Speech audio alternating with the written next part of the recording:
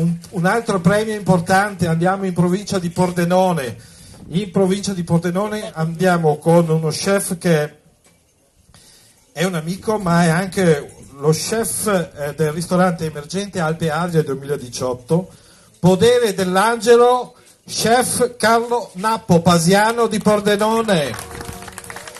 Benvenuto Carlo. Ciao. Allora, guardatelo, è giovane, è bello, è scattante, è prontissimo. Ogni volta che l'ho chiamato era già arrivato. Ha una cucina veramente particolare. Vi consiglio di scendere sotto Pordenone se chi passerà in zona. In questo agriturismo, è nato come agriturismo, ma voi avevate anche un ristorante già in centro Pordenone, poi è nato questo agriturismo che però ha questa fascia dedicata al gourmet, quindi alla cucina creativa, alla cucina di ricerca, e anche tu parli un po' del tuo territorio. Intanto grazie, è stato difficile essere qua stasera, ma ho voluto esserci a tutti i costi. Stiamo lavorando tantissimo, quindi siamo contenti della strada che stiamo facendo. Il territorio deve parlare, è fondamentale, perché noi cuochi dobbiamo essere, è il nostro lavoro quello di far parlare il territorio, far parlare i produttori, far parlare le cantine. Siamo un tramite, no? E quindi abbiamo una cosa importante da poter fare, è proprio quella di crescere insieme al territorio.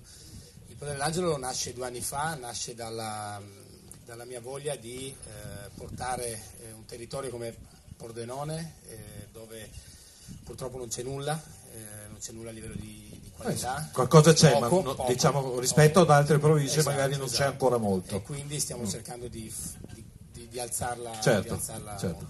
Pordenone ha bisogno di gente giovane che abbia capacità. Adesso Podere dell'Angelo sta cambiando, è un progetto evolutivo dove adesso a settembre chiuderemo per fare dei lavori di ristrutturazione, quindi insomma stiamo andando verso... State andando avanti, però in 2 parole la tua cucina. No, ne hai 3 tu. Sì, materia, anima, cuore, okay. Che sembra uno slogan, in realtà non lo è.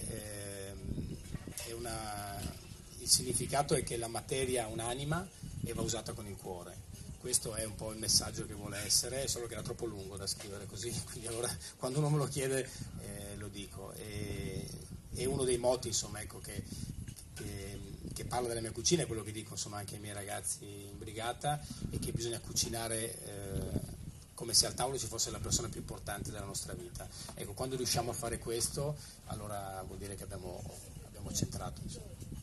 Bene, molto bene. E allora gli consegniamo il premio, benissimo, a visione di camera di fotografie.